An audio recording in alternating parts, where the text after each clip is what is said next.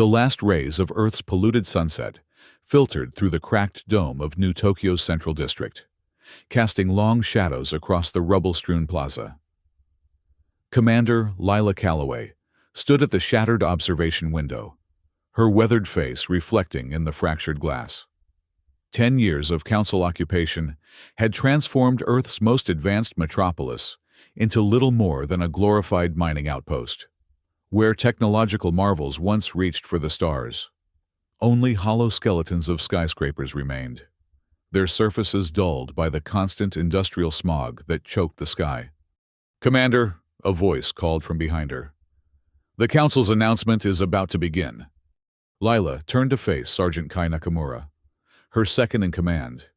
Even after years of fighting together, his military bearing remained impeccable, spine straight, eyes forward, posture tense with a readiness that never quite left him. "Let's hear what new demands our benevolent overlords have for us today," she said, the bitterness in her voice unmistakable. They moved deeper into the Resistance Command Center, an underground facility built beneath the ruins of what had once been the Asian Pacific Economic Summit headquarters. Engineers and tacticians hunched over salvaged displays, while communication officers monitored encrypted channels. The year 2357 might have been the golden age of human expansion among the stars, if the Galaxy Council hadn't decided Earth's resources were too valuable to be left in human hands. The central holographic display flickered to life, projecting the imperious features of a council delegate. The aliens' iridescent scales shimmered beneath ceremonial regalia, multiple eyes blinking in the distinctive pattern that humans had learned to recognize as condescension. Citizens of Earth Protectorate," the delegate began, voice modulated to approximate human speech patterns. "The Galaxy Council brings forth Planetary Directive 1-13, effective immediately, to preserve galactic unity and cultural integration. All remaining Earthborn artifacts of historical and artistic significance will be relocated to the Central Archives on Proxima Centauri." Murmurs spread through the command center. This wasn't the first such directive. Council authorities had been systematically stripping Earth of its heritage for years. But this final sweep would take everything that remained. "In accordance with established protocols," the delegate continued, "resistance to this directive will be considered a Level 1 violation of the Occupation Treaty and will be met with appropriate force." The transmission ended with the Council's emblem, a spiral of stars surrounding a central eye, hovering momentarily before fading into darkness. "They're taking the library," Kai said quietly. Lila nodded grimly. The Great Library of Alexandria II, built to house humanity's collective knowledge and artistic treasures after the loss of so many originals during the Resource Wars. It was one of the last untouched symbols of human achievement. "My sister's there," Lila said, reaching for the communicator at her belt. "Mara's part of the preservation team." Her fingers brushed against the small locket she always carried, a gift from Mara on the day Lila had first accepted her position as a council liaison, before she understood what that truly meant. "We can't let this happen," Kai said. "The people won't stand for it." "No," Lila agreed. "They won't. And that's exactly what the council is counting on." The communicator in her hand buzzed with an incoming transmission. Lila activated it with trembling fingers, already sensing what was to come. "Commander Calloway," a panicked voice broke through. "They've started at the library. It's a massacre. They didn't even give warning." The sound of energy weapons discharging echoed through the speaker, followed by screams. "Mara?" Lila called into the device. "Mara, are you there?" The only response was chaos. "Scramble all available teams," Lila ordered, her voice suddenly cold and precise. "Full tactical gear, medical support. I want everyone at the library complex in 15 minutes. But 15 minutes, they would later learn, was 14 minutes too late. When Lila arrived at the Great Library Plaza, the council enforcers had already departed, leaving behind the broken bodies of thousands. Citizens who had gathered to protect their heritage with nothing but locked arms and raised voices, lay scattered across the marble steps, their blood staining ancient stone. In the center of it all, Lila found Mara. Her sister's body was curled protectively around a bound manuscript, one of Earth's last original books. Even in death, she had refused to surrender it. Lila knelt beside her, gently taking the locket's twin from around Mara's neck, her vision blurring as she placed it beside her own. "Commander," Kai said softly, approaching with measured steps. "We need to move. Council drones are returning." Lila rose slowly, something fundamental shifting within her.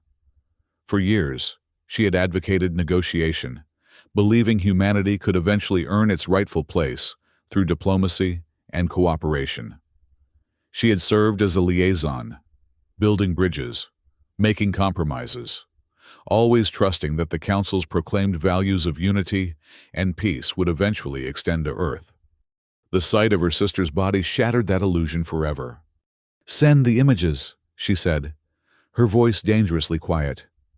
"Every channel, every settlement, every colony and station, Earth, Mars, the Belt. I want everyone to see what appropriate force looks like." She looked up at the orbital lights visible through the polluted atmosphere, the gleaming citadel where Council representatives lived in luxury while Earth suffocated below.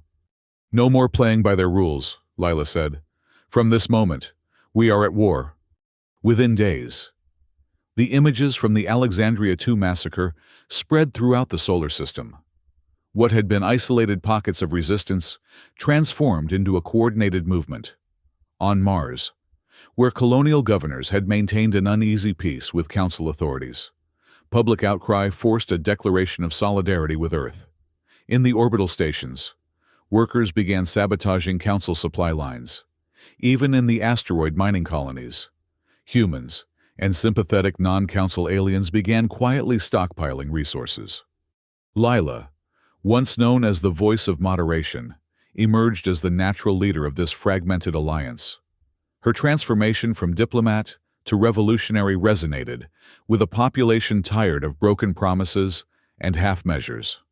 "We need more than anger," she told her expanding council of resistance leaders 6 weeks after the massacre. "We need intelligence, technology, and strategy." The meeting took place in an abandoned terraforming station beneath the Martian surface. Representatives from Earth's remaining free zones sat alongside Martian colonial officials and delegates from the orbital habitats. The air was thick with tension and the lingering scent of filtered Martian dust. "The Council's military advantage is overwhelming," said Governor Eliza Chen of Olympus Mons Colony, her holographic projection flickering slightly. "Their enforcers have quantum shielding, atmospheric superiority, and orbital weapons platforms. What do we have? Mining tools and retrofitted shuttles?" "We have something better," said a quiet voice from the edge of the room. All eyes turned to the thin, bespectacled man who had spoken. Dr. Thomas Wren was the leading physicist of the Martian Science Collective, known for his brilliance as much as his caution. "For 3 years," he continued, rising from his seat, "my team has been studying salvaged Council technology, their weapons, their shields, their communication systems, all based on principles we can understand and, more importantly, replicate." He activated a handheld projector, displaying schematics for devices unknown to most in the room. Gravitational mines that can disable their ships without destroying them. Cloaking fields that can hide our movements from their sensors. And this, he highlighted a particular design. A modified rail accelerator that can penetrate their quantum shielding. "The Council would never allow such research," Governor Chen objected. "The Council," Dr. Wren replied with a thin smile, "doesn't know everything that happens beneath the Martian surface." Lila studied the schematics, mind racing with possibilities. "How quickly can these be produced?" "With proper resources. The smaller devices could be ready within months. The rail accelerator, what my team calls the Stormbreaker, is more complex.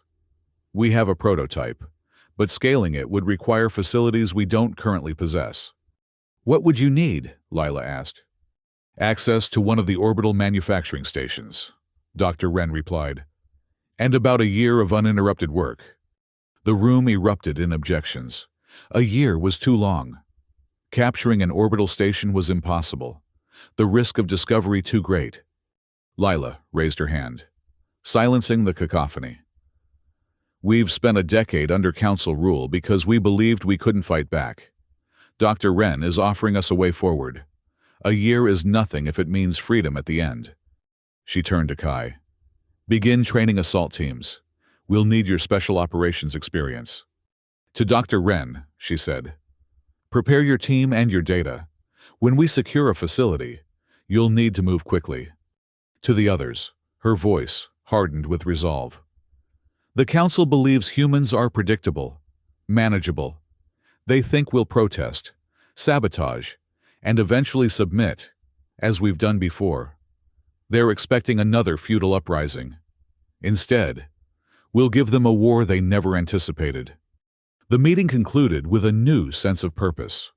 But as the representatives departed, Governor Chen approached Lila privately. Commander, she said, her voice low, what you're proposing will cost thousands of lives, perhaps millions. The Council won't hesitate to make examples of entire settlements. Lila met her gaze steadily. They've already made their example at Alexandria too. I'm not asking anyone to die for this cause, Governor. I'm asking them to live for it, to fight for a future where humanity determines its own path. And if that path leads to our extinction? Lila touched the twin lockets at her throat. Then at least we'll have died on our feet, not on our knees. The Resistance's first major operation targeted a Council supply depot in Earth orbit, using salvaged maintenance shuttles and insider knowledge from humans who still worked in Council facilities. Lila's team infiltrated the station with minimal casualties. The real prize wasn't the supplies, though those were valuable, but the 4 Council enforcement drones secured intact in the hangar bay. Dr. Wren's team worked tirelessly to reverse engineer the technology, adapting the drones' cloaking systems for human use. Within 3 months, Resistance fighters could move undetected through Council security zones, planting gravitational mines that disabled patrol ships without triggering broader alarms. As predicted, the Council responded with increasing brutality. When sabotage disrupted the resource extraction in the Australian outback, Council enforcers executed the administrators of 3 nearby settlements. When Resistance broadcasts broke through the communications blackout to expose Council atrocities, orbital platforms bombarded Earth's remaining broadcast centers. Then came the blockades. Council ships positioned themselves around Earth's major spaceports, cutting off food shipments from off-world agricultural centers. What had been scarcity transformed into widespread famine. They're trying to starve us into submission, Kai reported during a strategy session 9 months into the campaign. His once immaculate uniform had grown worn, his face gaunt from the same food shortages affecting everyone. It's having the opposite effect, Lila replied, studying reports from around the globe. Recruitment has tripled. Even former Council collaborators are joining our ranks. Yes, but not all with the same agenda, Kai cautioned. The New Earth faction is advocating for targeting civilian Council members. They want blood, not just independence. Lila frowned. The splintering of the Resistance into factions had been inevitable but troubling. While she commanded the largest and most organized group, other leaders had emerged with more radical approaches. Arrange a meeting with their leadership, she said. We can't afford to fight among ourselves, and we can't become what we're fighting against. And the Diplomatic Restoration Committee? Kai asked, referring to the faction still advocating for negotiation. They're gaining support among the orbital stations, where the blockade hasn't hit as hard. Them too, Lila nodded. Remind everyone that our enemy is the Council's leadership and enforcement arm, not every alien species in the galaxy. This isn't about human supremacy. It's about human sovereignty. The meeting with the faction leaders took place in the ruins of Paris, once the seat of Earth's unified government, now a hollow shell of its former glory. Representatives arrived in secret, navigating through council patrols and automated surveillance. Alexei Volkov, leader of the New Earth faction, spoke first, his voice sharp with conviction. "While you play at guerrilla warfare, Commander, our people starve. The Council understands only force and fear. We must strike directly at their leadership, make them feel the same terror they've inflicted on us." "By murdering civilians?" Lila challenged. "By becoming the monsters they paint us as in their propaganda?" "By showing them consequences," Volkov countered. "Your surgical strikes and sabotage haven't stopped the blockade.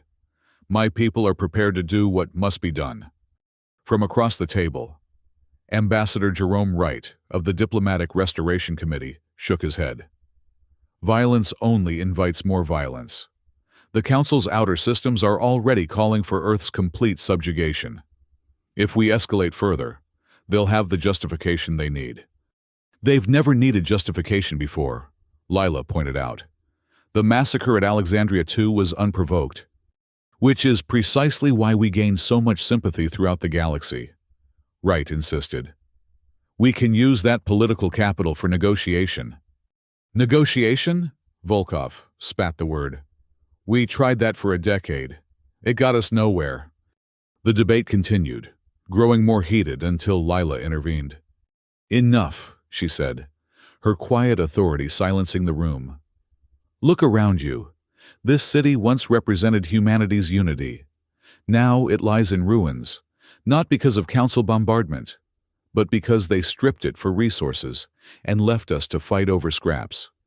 She activated a holographic display, showing Dr. Wren's latest update on the Stormbreaker project. "In 3 months, we'll have a weapon capable of penetrating the Citadel's defenses. Not to slaughter civilians, Alexei, but to demonstrate that humanity can no longer be oppressed without consequence. And not for mindless destruction, Jerome, but to force genuine negotiation from a position of strength." She looked from face to face, meeting each gaze directly. "Until then, we need every faction working in concert. The New Earth faction's intelligence network is unparalleled. We need it focused on Council military targets, not civilian ones. The Diplomatic Committee's connections with non-Council species are crucial, not for surrender, but for building the alliances we'll need after we strike." Slowly, reluctantly, the faction leaders nodded in agreement. 3 months, Volkov said. "If your weapon fails, Commander, you'll find my methods less restrained." "If her weapon fails," Wright added grimly, "your methods won't matter. We'll all be dead." As the meeting dispersed, Kai remained at Lila's side. "Do you think they'll honor the agreement?" Lila watched the faction leaders depart, each taking separate routes back to their territories.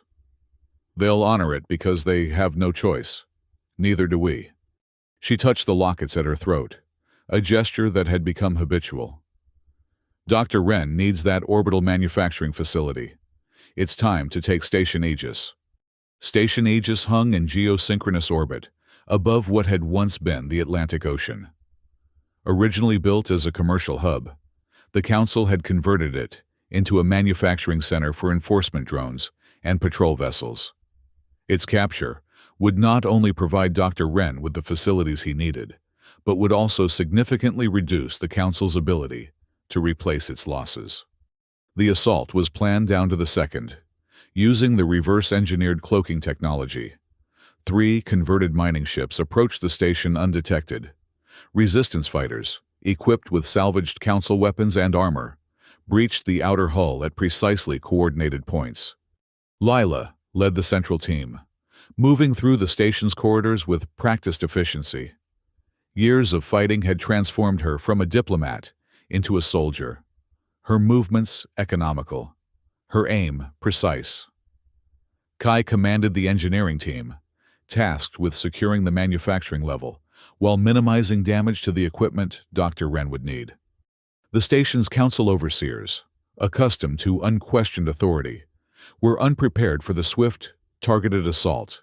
Within hours, The human resistance controlled Station Aegis, with only minimal damage to critical systems.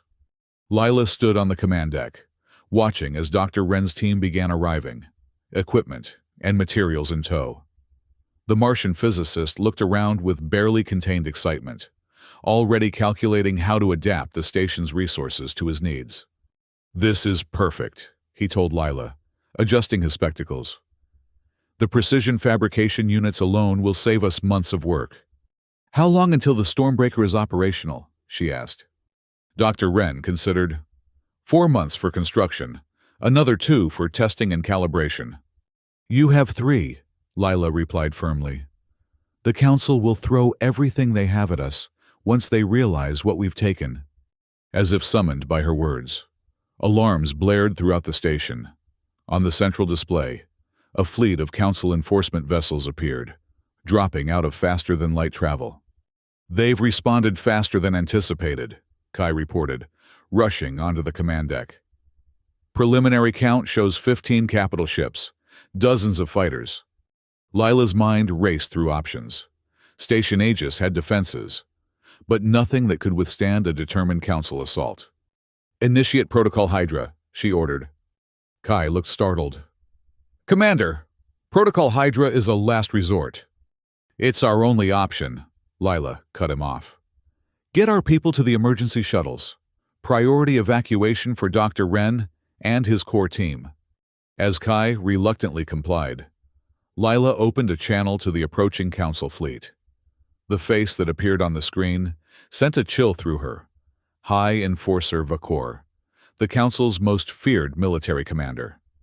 His reptilian features were set in an expression she had learned to recognize as satisfaction. "Commander Calloway," Vakor said, his multiple eyes blinking in sequence. "Your capture will be most gratifying. The Council has special plans for leaders of insurrection." "I'm afraid you'll be disappointed," Lila replied coolly. "But I'll leave you a parting gift." She cut the transmission and activated the station's self-destruct sequence, Protocol Hydra's final component. As evacuation alarms sounded throughout the station, she made her way to the shuttle bay, pausing only to ensure that Dr. Wren and his critical data were safely aboard. "The Stormbreaker plans?" she asked him urgently. "Secure," he confirmed, patting the data core tucked against his chest. "But without the manufacturing facilities—" "We'll find another way," Lila promised, helping him into the shuttle. "Go. Get to the Mars rendezvous point."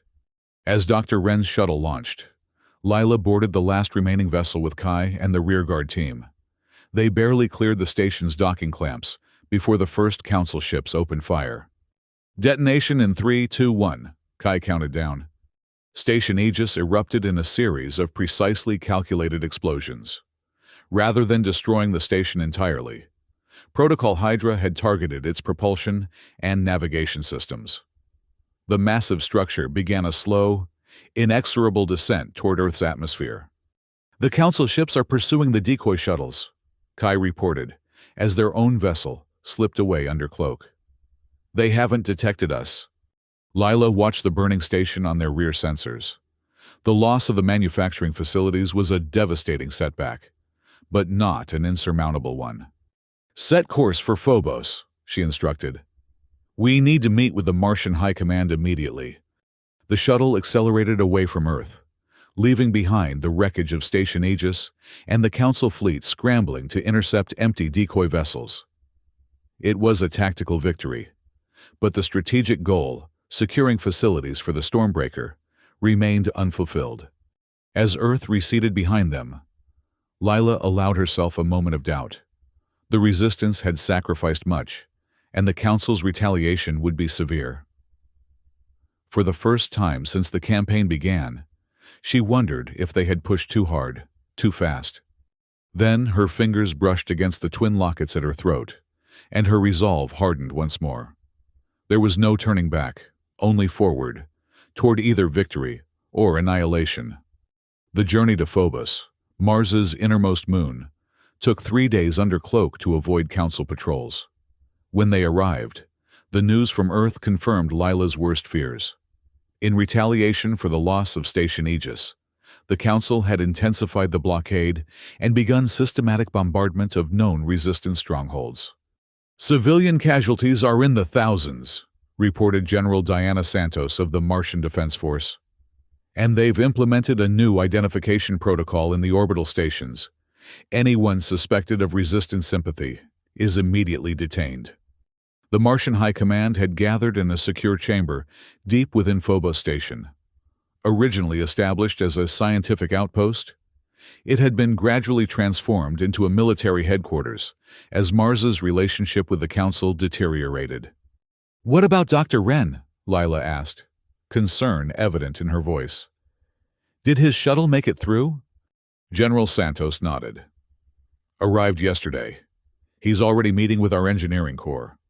"Good," Lila said, some of the tension leaving her shoulders. "Without the Stormbreaker, none of our other efforts matter." The holographic display at the center of the chamber activated, showing a real-time map of the solar system. Council fleet movements were highlighted in red, growing more numerous by the hour. "They're committing significant resources," observed Admiral Chen of the Martian Space Guard. "Nearly 40% of their enforcement fleet has been diverted to Sol system, which means their grip is loosening elsewhere," Lila noted. "Have we received any communication from the outer colonies?" "Better than communication," General Santos said with a hint of satisfaction. "The Europa Coalition has pledged support. They're sending converted mining vessels. Not much against Council warships, but every ship counts. And they're bringing something else," Admiral Chen added. "Something that might solve our manufacturing problem." At Lila's questioning look, he continued. "The Europa colonists managed to capture a Council dreadnought 3 months ago. It was damaged in an ion storm and abandoned by its crew. They've kept it hidden in the Jovian shipyards, making repairs." Hope flickered in Lila's eyes. "A dreadnought would have manufacturing capabilities and weapon systems that could be adapted for the Stormbreaker," Kai finished. "It's perfect." "It's also on the other side of the solar system," General Santos cautioned, "surrounded by Council patrols. Getting to it won't be easy." "Nothing about this war has been easy," Lila replied. "But it's our best option. Admiral, prepare a strike team. We'll need your fastest ships and best pilots." As the meeting continued, outlining the operation to reach the Europa shipyards, a communications officer interrupted with an urgent message. "Commander," he said, his voice tense, "we're receiving a direct transmission from High Enforcer Vakor. He's requesting to speak with you personally." The room fell silent. A direct communication from the Council's military leader was unprecedented. "Put it through," Lila ordered after a moment's consideration. "Let's hear what he has to say." The holographic display shifted, replacing the tactical map with Vakor's imposing figure. The High Enforcer's scales gleamed under ceremonial armor, his multiple eyes focusing with unnerving intensity. "Commander Calloway," he began, voice modulated to convey respect rather than its usual condescension. "I commend your tactical acumen. Few have evaded my forces so successfully."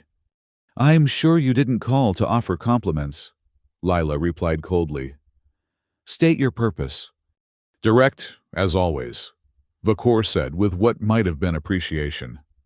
"I propose a cessation of hostilities. The Council is prepared to offer terms." Murmurs spread through the Martian command staff. Was this a trick? Or had their resistance actually forced the Council to the negotiating table? "What terms?" Lila asked, keeping her expression neutral. "The blockade will be lifted. Civilian bombardment will cease. In exchange, the resistance will surrender its leadership, yourself included, for trial under Council law." Lila's laugh was devoid of humor. "You've mistaken me for a fool. Enforcer. The Council doesn't negotiate. It dictates. This is merely another attempt to decapitate our movement." Vakor's eyes blinked in sequence. A gesture Lila had learned indicated irritation. "Your continued resistance costs human lives daily. Is your pride worth such sacrifice?" The question struck closer to home than Vakor could know. Each casualty report weighed on Lila's conscience. Each destroyed settlement, a failure she carried alongside the memory of her sister. "This isn't about pride," she answered, her voice steady despite the turmoil within. "It's about survival.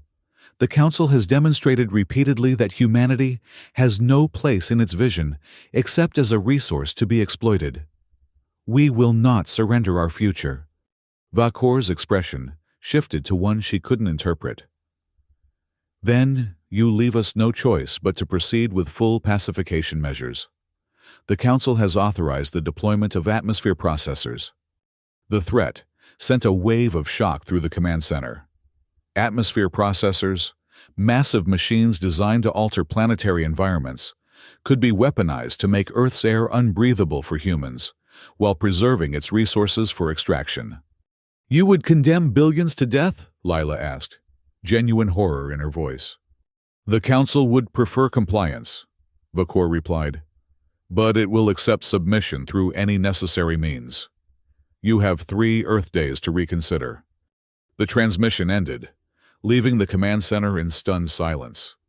"Could they actually do it?" Kai asked finally. "Deploy atmosphere processors against an inhabited world?" Admiral Chen nodded grimly. "The technology exists. We've seen it used on uninhabited planets for terraforming." "This changes everything," General Santos said. "We need to warn Earth. Evacuate as many as possible." "No," Lila interrupted, her voice hardening with determination. "This changes nothing except our timeline. Vacor wouldn't have made this threat if they weren't afraid of what we might accomplish. The Stormbreaker is our priority now more than ever." She turned to Admiral Chen. "How quickly can we reach Europa?" "With our fastest ships, using gravitational slingshots around Venus and Earth. 4 days minimum." "That's 1 day too late," Kai pointed out.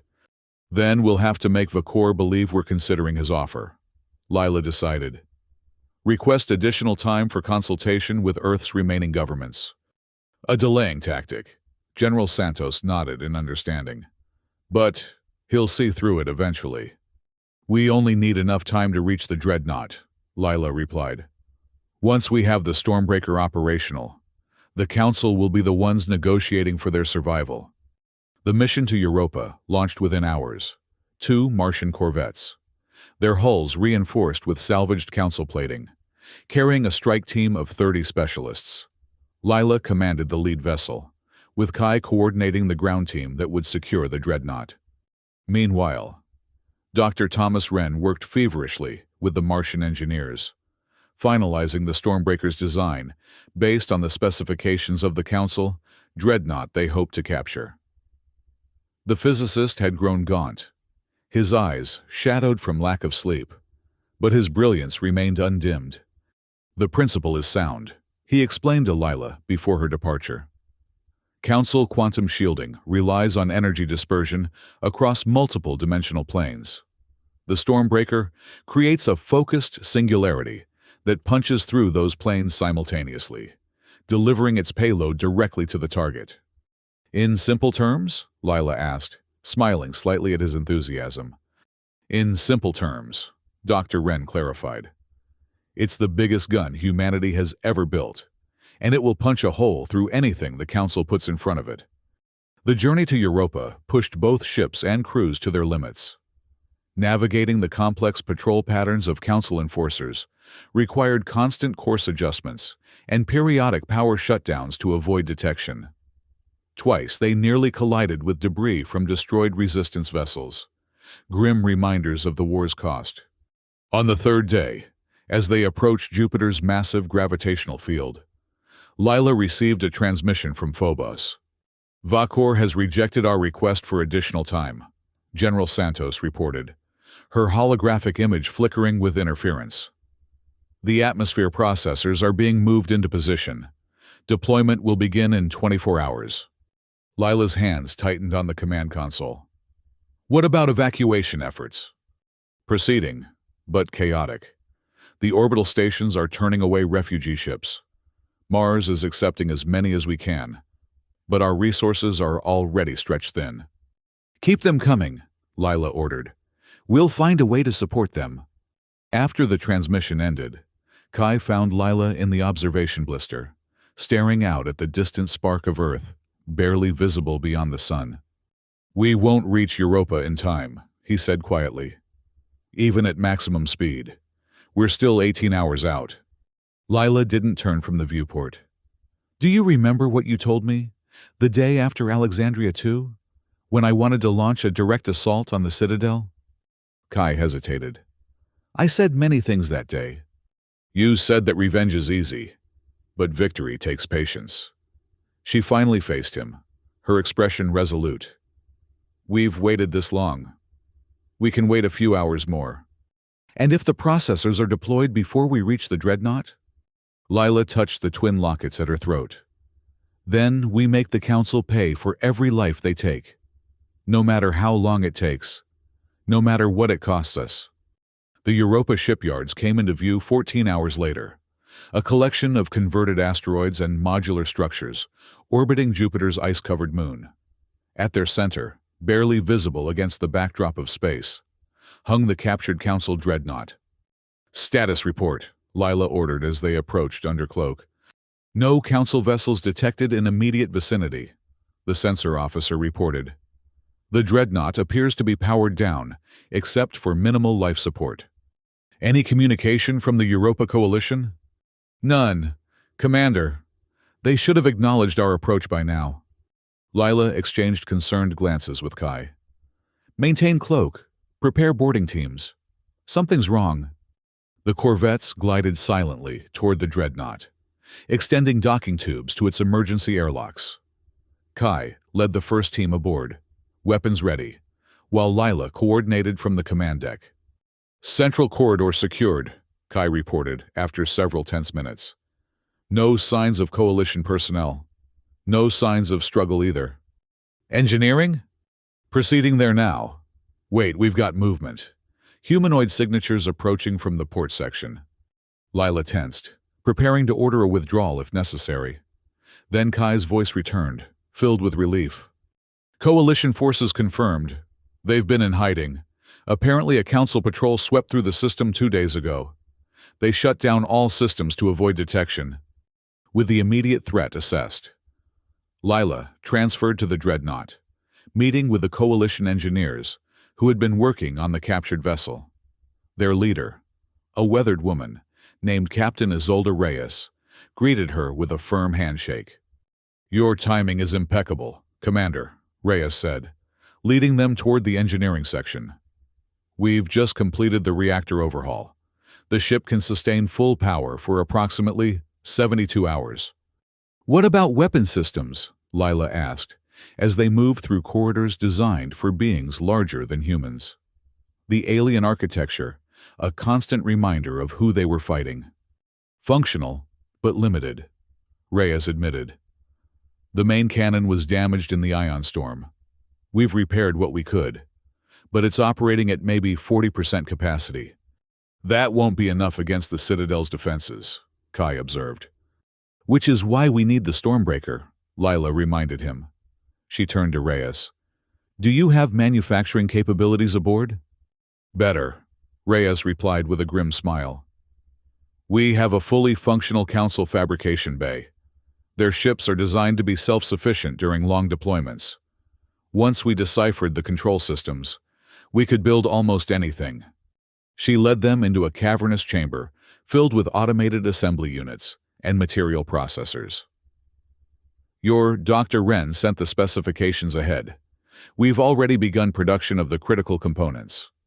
Hope surged through Lila as she surveyed the fabrication bay.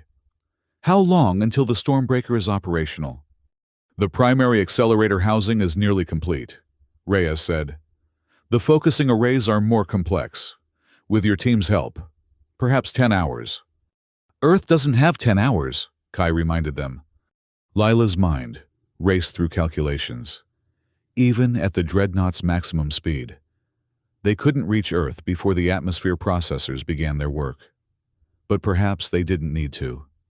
"The processors will be deployed from the Citadel," she said, thinking aloud. "If we strike there first, disable their command structure, they'll have no one to give the activation order," Kai finished. understanding her logic. Reyes looked skeptical. You want to attack the Council's primary orbital fortress with an untested weapon? Not attack, Lila corrected. Decapitate. One shot at the Citadel's command tower. That's all we need. She activated her communicator, connecting to Dr. Wren on Phobos. Doctor, we've reached the Dreadnought. Manufacturing is underway, but we need to accelerate the timeline. Is there any way to simplify the Stormbreaker design? Focus on the essential components only? The physicist's holographic image flickered as he considered the question. The gravitational focusing array is essential. Without it, the projectile won't penetrate quantum shielding. But the targeting systems could be simplified if you're aiming at a stationary object. The Citadel qualifies, Lila confirmed. Then, yes. We could reduce fabrication time by approximately 40%. I'll transmit the modified schematics immediately. He hesitated. Commander, even with these modifications, the weapon will be unstable. You'll likely get one shot before the entire system burns out. One shot is all we need, Lila assured him. As long as it hits its target. With renewed urgency, the combined teams of resistance fighters and coalition engineers worked to bring the Stormbreaker to life. Components were fabricated, assembled, and integrated into the Dreadnought's forward section, replacing the damaged Council weapon with humanity's last hope. 6 hours later, as the Dreadnought accelerated toward Earth, the first reports of atmosphere processor deployment began arriving. Council ships had positioned the massive machines in Earth's stratosphere, their ominous forms visible from the ground as dark silhouettes against the sky. Initial effects reported in the Asian quadrant, Kai announced grimly, reading from the incoming transmissions. Respiratory distress, elevated toxicity levels in the lower atmosphere. Lila stood on the Dreadnought's command deck, watching as the blue sphere of Earth grew larger on the main display. Time to intercept? 3 hours to optimal firing position, the navigation officer reported. But Council forces have detected us. Enforcement vessels are moving to intercept. Divert power to forward shields, Lila ordered. All non-essential systems to stand by. We need everything we've got for the Stormbreaker and engines. The Dreadnought plunged onward, its massive form cutting through space with surprising grace for such a large vessel. Ahead, the dots of Council ships grew from pinpoints to recognizable shapes, their weapons charging as they moved to protect the Citadel. Incoming transmission, the communications officer announced. It's High Enforcer Vakor. Lila straightened her shoulders. On screen, Vakor's reptilian features appeared, his ceremonial armor replaced by battle gear. For the first time since Lila had encountered him, the High Enforcer seemed genuinely surprised. A bold move, Commander, he said, his multiple eyes blinking rapidly. Stealing one of our vessels. The penalty for such theft is particularly severe. No more severe than the genocide you're committing, Lila replied coldly. We've seen the processors. You've crossed a line that can never be uncrossed. Enforcer. A regrettable necessity, Vakor said, though something in his tone suggested he took no pleasure in the action. The Council requires Earth's resources. If its inhabitants will not submit willingly, they must be removed. That's where you're wrong, Lila told him. Humanity isn't going anywhere. Stand down your forces and deactivate the processors. This is your only warning. Vakor's expression shifted to what she now recognized as amusement. You are in no position to make demands, Commander. Your single vessel, even one of our design, cannot stand against the enforcement fleet. We'll see, Lila said simply, and cut the transmission. She turned to Kai. Status of the Stormbreaker? Final calibrations complete, he reported. Dr. Wren's team says it's as ready as it's going to be. Lila nodded, touching the twin lockets at her throat one last time. Prepare for combat. All hands to battle stations. The Dreadnought surged forward, its massive engines glowing with power as it accelerated toward the waiting Council fleet. The first volley of energy weapons splashed against its shields, momentarily illuminating the darkness of space with brilliant flares of dissipating power. Shields at 87%, the tactical officer reported. Returning fire with secondary batteries. The Dreadnought's point defense systems engaged, sending pulses of energy toward the smaller Council vessels. 2 exploded in brilliant flashes, but the others maintained their protective formation around the Citadel. Distance to optimal firing position, 40,000 kilometers and closing, the navigation officer responded. Estimated time to position, 7 minutes. We won't last 7 minutes under concentrated fire, Kai warned, watching as more Council ships moved to engage. We don't need to, Lila replied. The Stormbreaker's range is greater than their standard weapons. We just need to get close enough for a clean shot at the command tower. The Dreadnought shuddered as a particularly powerful blast struck its port side. Alarms blared across the command deck as damage reports flooded in. Port shield generators failing, the tactical officer called out. Rerouting power from secondary systems. Maintain course, Lila ordered, her voice steady despite the chaos around her. All power to forward shields and the Stormbreaker. The Citadel grew larger on the main display, a massive orbital structure shaped like a spiral, with the command tower rising from its center like a spire reaching for the stars. Around it, Council ships continued their assault, their combined firepower gradually weakening the Dreadnought's defenses. Shields at 34%, the tactical officer reported. Critical failure imminent. Distance to firing position? 22,000 kilometers. Still outside optimal range. Lila made a split-second decision. Prepare to fire the Stormbreaker. Commander, Kai objected, we're not in position. We won't reach optimal position. Lila cut him off. Fire as soon as you have a targeting solution. Better a difficult shot than no shot at all.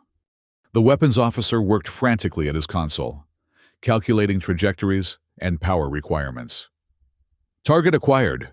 Stormbreaker charged at 86%. Fire, Lila commanded. For a brief moment, the Dreadnought seemed to pause, as if gathering its strength.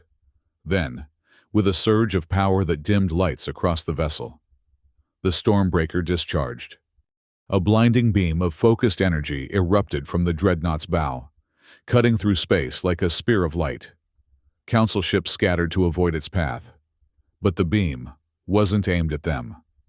It struck the Citadel's command tower with pinpoint precision, momentarily engulfed in a sphere of distorted space-time as the gravitational singularity at its heart detonated. When the light faded, the upper third of the command tower was simply gone, not destroyed in a conventional explosion, but erased as if it had never existed. The clean edge of the severed tower glowed molten hot, internal systems exposed to the vacuum of space. Stunned silence fell across the command deck as everyone stared at the display in disbelief. The Stormbreaker had worked exactly as Dr. Wren had promised. A single shot had penetrated the Citadel's legendary defenses. Then, reality reasserted itself as alarms blared with renewed urgency. Stormbreaker offline, the weapons officer reported. Complete burnout of the focusing array, just as Dr. Wren predicted. Council fleet regrouping, the tactical officer added. They appear to be in disarray, but more ships are moving to defensive positions. Lila turned to Kai. Prepare boarding teams. While they're disorganized, we strike directly at the heart of the Citadel. Commander, Kai protested, our shields are failing, and we've lost our primary weapon. Boarding the Citadel would be suicide. Perhaps, Lila acknowledged. But with the command structure decapitated, we have a chance to end this war in one stroke. I won't waste that opportunity. She addressed the command deck at large. I'm not ordering anyone to join this assault. Volunteers only. Those who wish to remain aboard can coordinate with coalition forces for the next phase of the campaign. To her pride, but not her surprise, not a single officer left their post. Kai shook his head with reluctant admiration. You know we're all coming, he said. What are your orders? Bring us alongside the Citadel's main docking level. Lila instructed the navigation officer. Prepare emergency breach points if the docking clamps are non-responsive. As the dreadnought limped toward the wounded citadel, Council ships continued their assault, but with less coordination than before. The loss of the command tower had clearly disrupted their command structure, just as Lila had hoped. "Something's happening," the sensor officer reported suddenly. Energy surge detected from the atmosphere processors over Earth. Lila's heart sank. "They're activating them." "No," the officer corrected, confusion evident in his voice. "They're shutting down. All processors are powering down simultaneously." Before Lila could process this development, the communications officer called out, "Incoming transmission. It's from the Citadel." "On screen," Lila ordered, expecting to see Vakor's reptilian features once more. Instead, the face that appeared belonged to a species she didn't recognize, avian features, with a crown of iridescent feathers that rippled with apparent agitation. "This is Arbiter Thalkorax of the Galactic Oversight Committee," the alien announced. "I demand immediate cessation of hostilities." Lila exchanged puzzled glances with Kai before responding. "This is Commander Lila Calloway of the Earth Resistance. Who exactly are you, and what authority do you represent?" The Arbiter's feathers flattened against his head in what might have been indignation. "The Oversight Committee monitors Council activities throughout the galaxy. We arrived at Earth to investigate reports of ethical violations in resource extraction protocols." Understanding dawned on Lila. "You're not part of the Council." "We govern the Council," Thalkorax corrected. "Or we are supposed to. It appears High Enforcer Vakor has been operating with considerable autonomy, implementing policies not sanctioned by the full Council." "Like the atmosphere processors?" Lila asked sharply. "Precisely," the Arbiter confirmed. "Such measures violate multiple interspecies conventions. We have ordered their immediate deactivation pending investigation." Lila's mind raced with implications. If the Oversight Committee truly held authority over the Council, this could change everything, or it could be an elaborate deception. "Where is Vakor?" she demanded. "Under restraint," Thalkorax replied. "Along with several members of the Earth Occupation Authority. We request your presence to discuss terms for resolution of this conflict." "My presence?" Lila repeated skeptically. "You expect me to walk unarmed into the Citadel after a decade of Council oppression?" The Arbiter's feathers shifted in a pattern she couldn't interpret. "Your weapon has demonstrated humanity's capacity for resistance. We prefer negotiation to continued destruction. Bring whatever security detail you deem necessary. You have my word as Arbiter that no harm will come to you." After the transmission ended, Kai voiced what everyone was thinking. "It could be a trap." "Of course it could," Lila agreed. "But if there's even a chance of ending this without further bloodshed—" She touched the twin lockets at her throat. "I have to try." The boarding party that entered the Citadel consisted of Lila, Kai, and 12 of their most experienced fighters, all equipped with salvaged Council weapons. They were met in the central docking bay by a delegation of varied alien species, none wearing the distinctive armor of Council enforcers. Arbiter Thalkorax led them through the Citadel's winding corridors, past areas showing damage from the Stormbreaker's impact. Emergency force fields contained breaches, and non-human technicians worked frantically to restore critical systems. The Council was established to promote cooperation and resource sharing among spacefaring species, Thalkorax explained as they walked. Earth was classified as a protected developing world until approximately 15 of your years ago. "What changed?" Lila asked. "Classification was altered after analysis of Earth's resource profile," the Arbiter replied. "Particularly rare elements necessary for quantum communication technology. The Enforcement Division was granted temporary authority to establish extraction protocols. Temporary authority that became permanent occupation," Kai noted bitterly. "So it appears," Thalkorax acknowledged. The Oversight Committee received concerning reports from non-Council observers. But our investigators were repeatedly denied access to Earth by Enforcer Vakor. Today's events finally provided the justification needed for direct intervention. They arrived at what had once been the Citadel's Grand Council chamber, now converted into an emergency command center. Inside, representatives of various species worked at control stations, monitoring the situation on Earth and throughout the solar system. And there, under guard by beings that resembled walking crystalline structures, stood High Enforcer Vakor. The reptilian's ceremonial armor had been removed, leaving him in a simple bodysuit that made him seem smaller, less imposing. Lila approached him, meeting his multiple eyes without flinching. "How many died for your extraction protocols, Enforcer? How many at Alexandria 2? How many in the orbital bombardments?" Vakor's eyes blinked in sequence, not in condescension this time, but in what almost seemed like regret. Fewer than would have died had the atmosphere processors been fully deployed. "That's not an answer." "No," he agreed. "It isn't, but neither is it relevant to what happens next." Before Lila could respond, Arbiter Thal Korax intervened. "The Enforcer's actions will be judged according to interspecies law. Our immediate concern is stabilizing the situation on Earth and establishing legitimate protocols for future interaction." "Future interaction?" Lila repeated incredulously. "You think after everything that's happened, humanity will simply agree to continue relations with the Council?" "That," the Arbiter said, "is what we are here to discuss." The negotiations lasted 3 days. Representatives from Earth's remaining governments joined via secure channels, along with delegates from Mars and the orbital stations. The Oversight Committee presented evidence that Vakor's Enforcement Division had systematically violated Council protocols, concealing the true nature of their activities on Earth from the broader galactic community. The Council reaffirms Earth's status as a sovereign world. Thal Korax announced on the final day, "All extraction operations will cease immediately.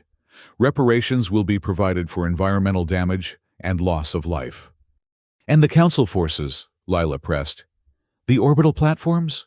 The enforcement drones?" "Will be withdrawn," the Arbiter confirmed. "To be replaced, if Earth's governments agree, by oversight observers who will ensure compliance with the new accords." Governor Chen, representing the Martian colonies, raised another critical point. "And humanity's status within the galactic community. Will we be permitted to develop our own interstellar capabilities? To establish our own colonies beyond Sol system?" "With appropriate oversight, yes," Thal Korax said. "The committee proposes a phased integration program, with humanity gaining incremental access to Council technologies and territories." After hours of further discussion, the framework for a peace agreement emerged. Earth would regain its independence while gaining a voice in Council affairs. Martian colonies would receive recognition as independent entities, and the technology developed during the Resistance, including Dr. Wren's innovations, would remain under human control as a guarantee against future aggression. When the final terms were settled, Lila stood before the assembled delegates, human and alien alike. The weight of leadership that had driven her for so long seemed suddenly heavier, not lighter, as she considered the future they were shaping. "This agreement," she said carefully, "is built on trust that must be earned.